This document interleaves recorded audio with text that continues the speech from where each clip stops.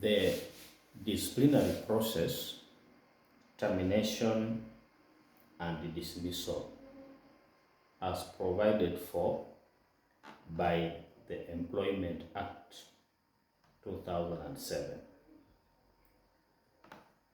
Thank you for continuing to follow us in our presentation on the Employment Act of Kenya 2007. I am Dr. John Chegenye, and I endeavor to guide you through these important laws. Previously, we did introduction, challenges, and key provisions of the Kenya Employment Act 2007. Today, we relate the disciplinary process to termination and dismissal. Let us look at the disciplinary process, termination, and dismissal as provided for by the Kenya Employment Act 2007. And we start this by noting that the Kenya Employment Act 2007's foundation is fair labor practices. These presentations we are doing are intended to empower you through knowledge. It is important to note that legal rights are your shield against unfair practices. This presentation is targeting both employers and employees. The objective of the presentation is to help you know your rights and specifically help you understand termination and dismissal. Help you identify the two core legal tests for a lawful separation. It is also intended to help you know your rights during a disciplinary hearing as provided for by Section 41 of the Employment Act. It will also help you to understand the remedies available for unfair termination. Let us start by looking at the definitions of the terms we want to use. Termination and dismissal are ways in which separation of employment is done, where the employer and the employee part ways. Termination is defined as the end of a contract by notice or mutual consent. It's also by resignation, when an employee resigns, or when a contract ends, it expires. That one is referred to as termination. On the other hand, dismissal is end of contract as initiated by the employer. So in dismissal, it is the employer who wants the employee to leave. In termination, they agree because the employee can resign or the contract of an employee can end. So dismissal, the employer can dismiss an employee on the employee's conduct, otherwise known as misconduct. An employee can also be dismissed if his or her capacity to perform is poor, what we call poor performance. And an employer can also dismiss employees on his own needs because of redundancy. Then he can terminate or dismiss the employees. And before termination and dismissal are done, we have golden rules that are supposed to be followed. And a lawful or fair dismissal must satisfy two tests. The first test is called substantive fairness, that the employer must provide valid and justifiable reasons for dismissing or terminating employment. This is provided by Section 43. Another test or rule is what we call procedural fairness, where before termination or dismissal is done, due process, what we call, it must follow a fair process as provided for by Section 41. The process must be fair. So Section 43 requires the employer to prove the reasons, not to state them, while 41 ensures that the due process has been followed in termination. Let us briefly look at the disciplinary process, which then gives what we call procedural fairness. The first step in a disciplinary process is what we call allegations and show cause. Allegations and show cause. So the Employment Act starts the disciplinary process at the show cause letter. However, progressive discipline often follows a sequence of steps. These steps include: 1, verbal warning. So an employee who is misconducting himself, misbehaving, will receive verbal warning on his or her conduct. So the verbal warning can be several, and this just to give the employer an opportunity to correct his behavior. So when there are verbal warnings, as it goes, documentation must take place. If the verbal warning process starts, then the agent, who might be the line manager or the supervisor, must document the verbal warnings. Then after verbal warnings have been exhausted and the employee is unable to change, the conduct is not reforming, then this employee will receive written warning. This written warning is now what starts the show cause, is what we call the show cause. And in the show cause, the employee, if he doesn't change or she doesn't change, then a final warning is also written. And if there is no change in the final warning, then the employee is subject to dismissal. So that is what we call the disciplinary process, starting from verbal warning, written warning, final warning, and if there is no change, then the dismissal is inevitable. Let us look at the procedural fairness as it progresses. So before a show cause letter is written, the HR office or management is expected to conduct investigations on the matter at hand, on the behavior of the employee. These investigations are just to establish whether verbal warnings were done, whether the conduct of the line manager or supervisor were good, were preferable, or whether the employee didn't like the way the line manager was conducting the verbal warnings. And they will also determine the action of the employee when he was given the verbal warnings. And that is why documentation is necessary. If the investigation establishes that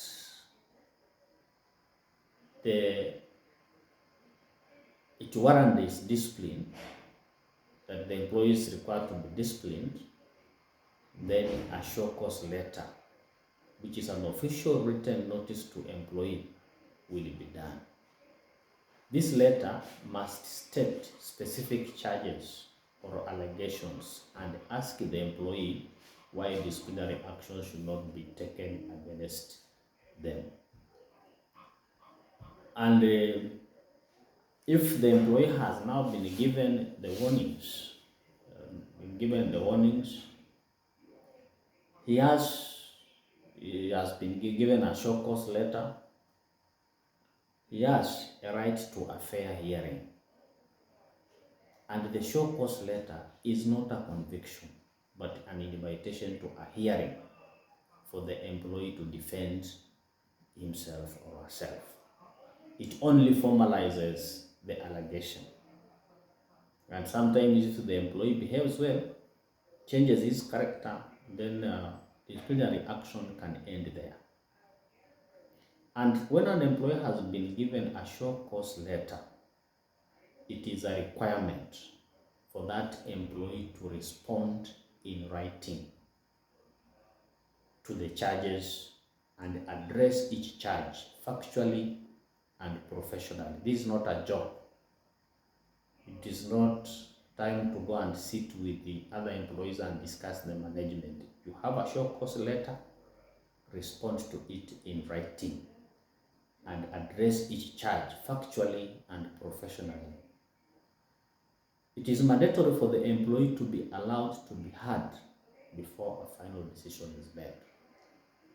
So the show cause letter is a step, and therefore the employee should be given an opportunity to be heard.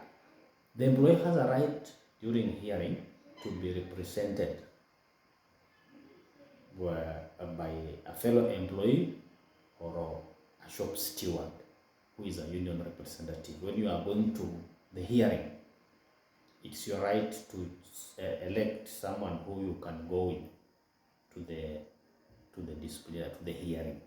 And this person can be a fellow employee, or you can ask a union representative to come and help you. The purpose of this union representative is maybe to help you take minutes, to ensure you stay calm, and to guide you where necessary. He's not a lawyer, he's not an advocate. So just pick a colleague or a union representative to go and assist you. Take minutes and assist you to be calm, organize your work, and such things.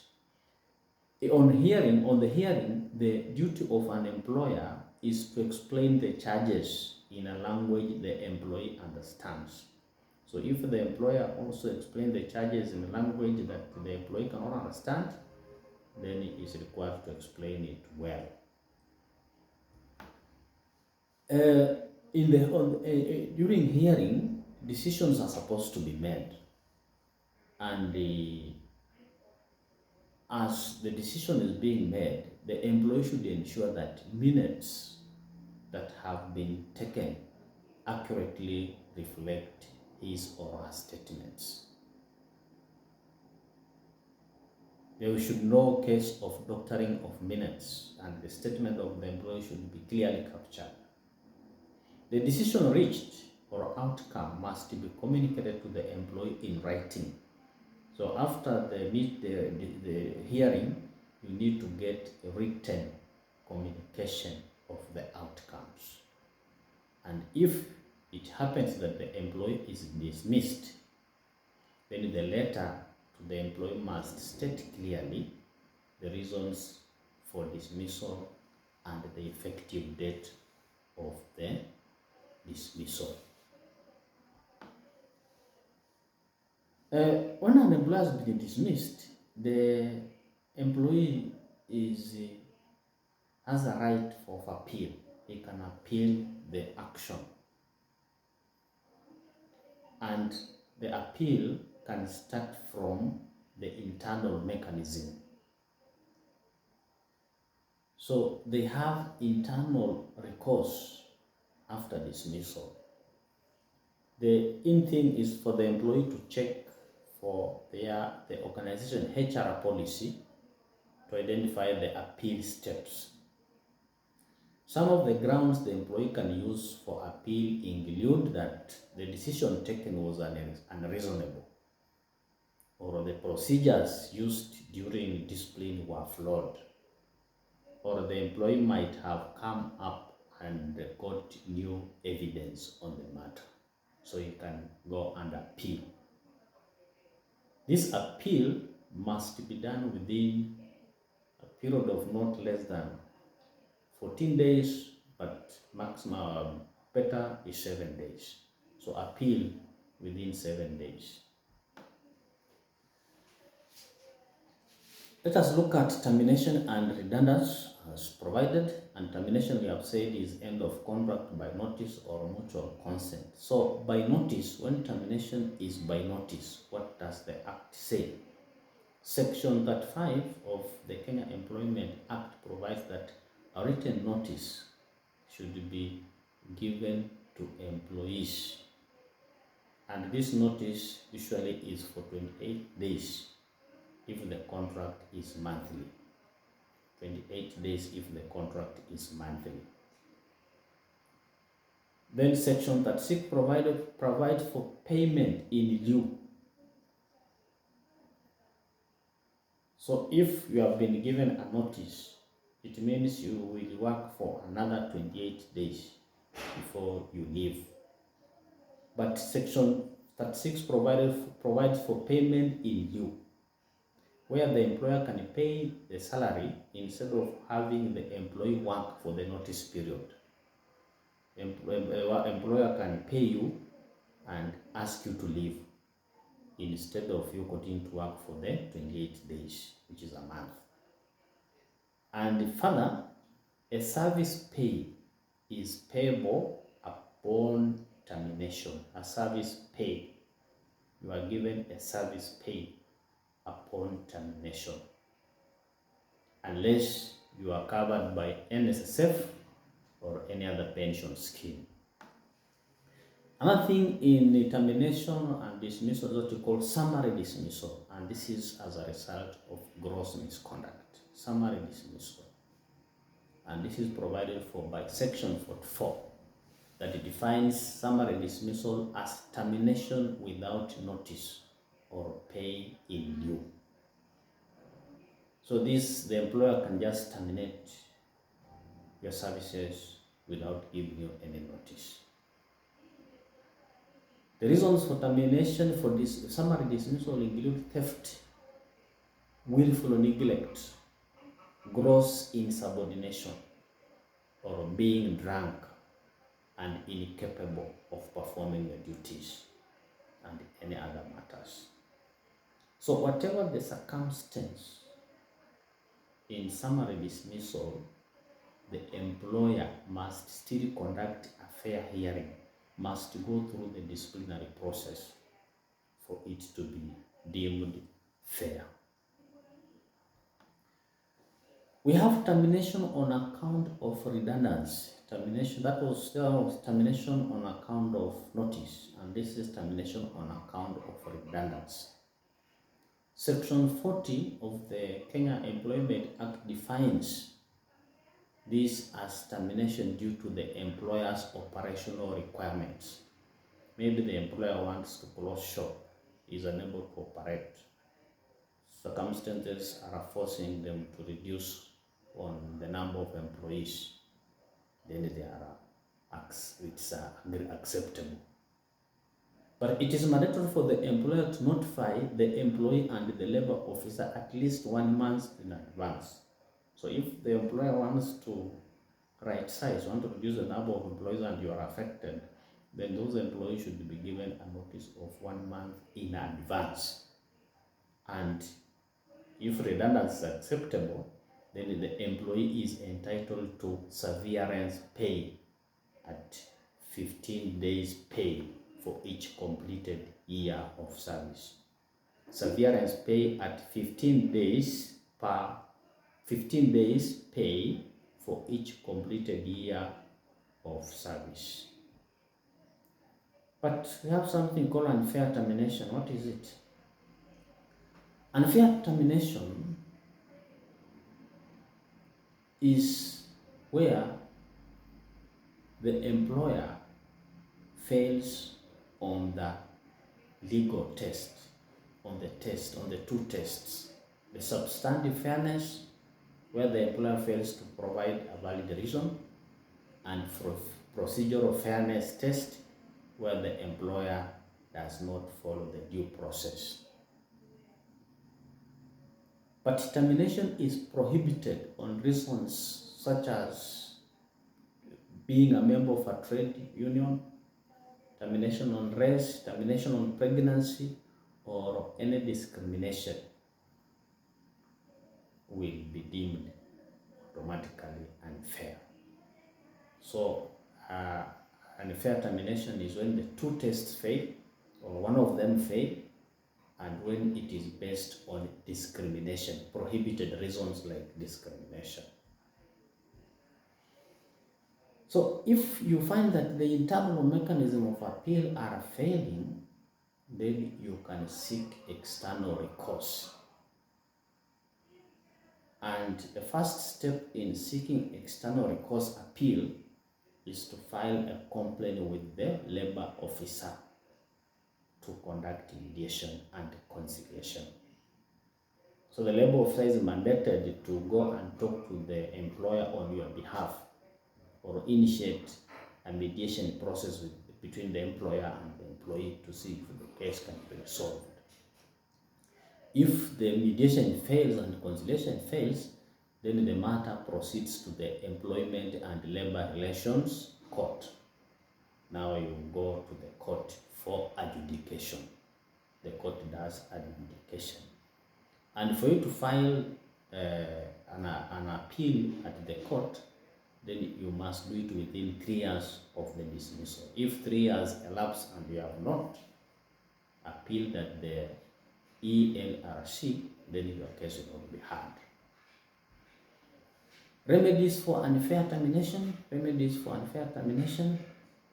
1. Compensation of up to 12 months gross salary as provided for Section 49. You will be compensated for up to 12 months gross salary. The court might decide on other awards, including wages for any notice period denied, and the court may order reinstatement or reinstatement, but this is rare. All terminal benefits, including all accrued leave, unpaid salary, and service or severance pay, must be paid to the employee. In summary, it is important for you to know your rights, to valid reason and unfair hearing, and that anytime a disciplinary action looks like turning your side, always keep copies of all written warnings and decision letters for your defense. Thank you for listening in. I have been your presenter, Dr. John Chegenye, who is a HRM expert, educator, and researcher. Thank you.